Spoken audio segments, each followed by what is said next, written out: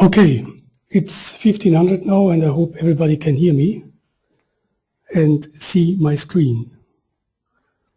I will be just, okay, I just get the signal that everything is fine. Okay, so today's topic is the return on invest of a business continuity management program. A short piece I did at the BCI World Conference in London last year, and was asked to give it again via webinar to you today. We will need around half an hour, probably a little bit more, to get through the slides here, and just let's start with it. If it would work. Okay, now it works. So just a few words for those who do not know me, who I am and what my company is, what I'm working for. I'm a managing consultant at High Solutions AG, a company which was founded 20 years ago in Berlin, in Germany, and is still situated here in this lovely town. And we are specialized in business continuity, corporate security, and nearly everything around IT. With 90 employees and one of the leading companies with this here in Germany on IT security and corporate security. That's enough about me. I think you joined this conference, this webinar to learn about return on invest. So let's go to the next slide. Most people who I've talked to think that business continuity management is to be regarded like something like an insurance. So all the investments you are doing into business continuity will pay off only when your organization somehow experiences a major catastrophe. So if nothing happens, your money is lost. Unfortunately, this is not correct. The answer to this question, does it pay off only when you have a catastrophe, is fortunately no. BCM can pay for itself without actually needing a catastrophic incident. And what I'm trying to do here is to show you how this works and why it is in this case. Since we are talking about return on invest, first we need to make clear what actually is return on invest, that we are all on the same page and that we understand what we are discussing here. Return on invest obviously has two sides of this coin. First, it's a return side, which means that you are talking about savings and earnings because you're doing something. The other thing is invest. So you have costs for initiating things, or you have costs for operating things. And the return on invest usually is measured in money, so in euros, in pounds, in dollars, yen, or whatever, over time. When we look at BCM, a business continuity, in this context, we can put some definitions, some words to the invest part quite easily because we know that's all. When we start a business continuity program in a company which doesn't have something like this, we have consulting fees, training costs, and whatever investments in contingency measures, quality assurance, certification fees, and what you want to list as well. We have operating costs, obviously. The whole business continuity management system does cost money. You have trainings, you have to prepare awareness sessions in your organization. You have continuous improvements.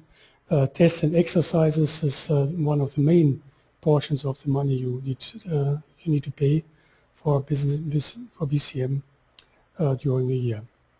And other things, this is not the most important thing to teach today or to talk about today because you know it all. What you are not so aware of is what the return part is.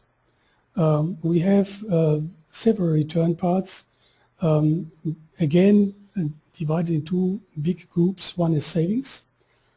You can have cost savings in insurance premiums, in banking interest rates, in process efficiency, and in cost of disruption.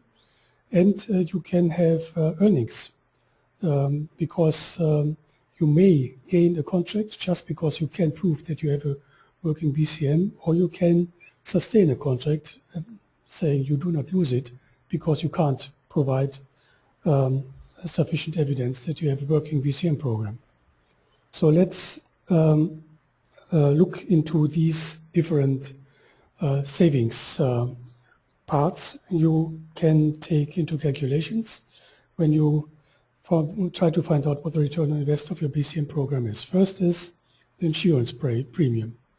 Probably you all know, or you have probably seen a picture like this here, where you have a revenue projection and something happens, the catastrophe takes place, and now your revenue projection is not longer anything worth, not even the paper is thrown out, and you have a big loss of revenue, and that is what actually is the basis for calculation of insurance premiums of insurance companies for business interruption coverage.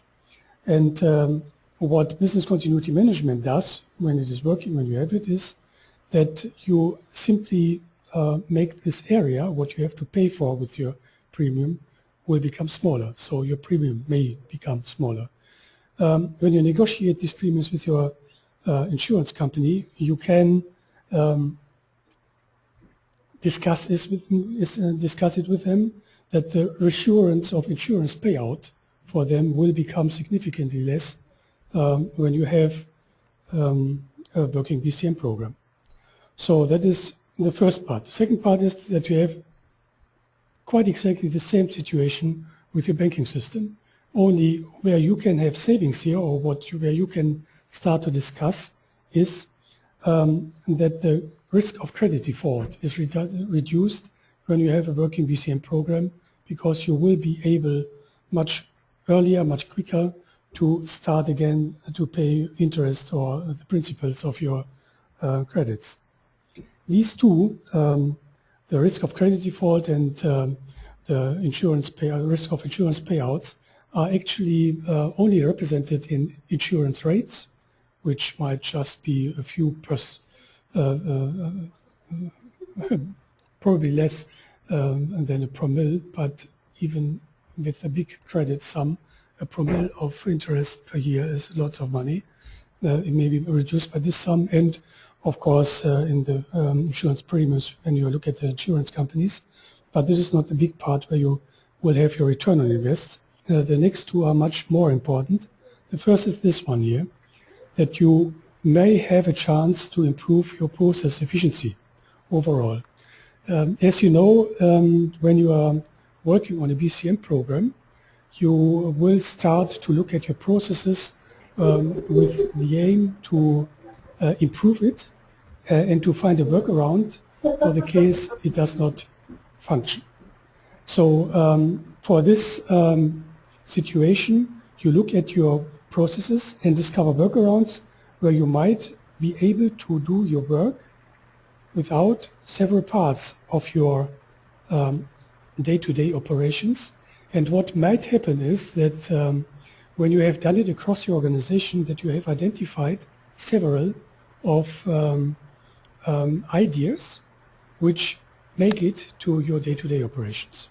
So just as an example, let's look at a company which has probably a turnover of 100 million euros, a profit margin of 15%, which means that it has cost of 87 million euros. When you have an efficiency gain across the board of 3 per mil, I just choose 3 per mil because it gets around a good figure below this, you have 250,000 euros savings per year. So it is nothing vastly important or completely re-engineering your business model. It's those minuscule improvements which will make it into your day-to-day operations, which across your boards, across your company, will sum up. Probably the most important thing is this year, that you have gained and sustained contracts because you can provide business continuity management system. most of you may have learned of the new ISO standard 22301, which actually works like these standards ISO 9001, the quality management standards, which you can only get certified when you include your supply chain in your point of view. And that's the same with business continuity management. You need to include your supply chain into your point of view when you want to get your own business continuity management system certified. When you do this, obviously, the easiest way may be that you ask your deliverers, your suppliers, that they do the same what you are doing right now for your clients, that they provide you with a certificate of this ISO standard. And with this method, I personally believe that actually this ISO standard, comparable to the ISO 9001 standard, will make its way across the global supply chains all over the world. So when you look at tenders today, you will more often than not find for some of these tenders the clause that you need to provide some evidence that you have business continuity management or contingency planning or something like this. And with this certificate, you can actually do it very easily when you provide it. So when you have a working business continuity management system, and because of that, you just will gain one more contract or you will lose one less contract, the whole system probably has already paid for itself. So the last thing is, of course, if something happens, then of course, when you have a business continuity management system, it will contribute to what you have as on the savings part of the cost for your business continuity management system. So when you calculate all these and bring it together on a spreadsheet, you can really show on one simple spreadsheet, especially when you have the information on this, what your savings will be. You can write down the insurance premiums, what savings you had because business continuity, interest rates, process efficiency, cost of disruptions, and so on, and what your earnings might be because you have contract gained because you could provide evidence for certification or for a contingency planning system without a certification. However, you had something at least, or you had sustained a contract, and for the same reasons. On the initial costs, obviously you have all your consulting fees and training costs and all the other things which I mentioned before, which together with operating costs is what you probably already know what business continuity management does cost in your organization. The thing what most people do not know because they never have measured it is what the savings are. So that is what you actually need to do, that you find out the savings, that you start to measure it and put it against your costs. And then you will find out that in most cases, you will have a return on invest of business continuity management in probably only a very few years, depending on what company size you have and in what industry you are. In some industries, it is even less than a year. So, thank you. That is, and questions, I think, since it is here without you being able to talk, are not possible. If you have a question, if you want to ask something, then you see here my email address, hubert@highsolutions.com. Just send me an email, and I'm very happy to answer your questions. And well, without an audit, without public people or people in front of me, I must say I'm much quicker through this than with them. Okay, so let's close it with this. Thank you for your time. I hope I could tell you something new, and I could help you with something what you will need in your company. And if you have questions, just forward them to me. I will be happily answering them. Goodbye.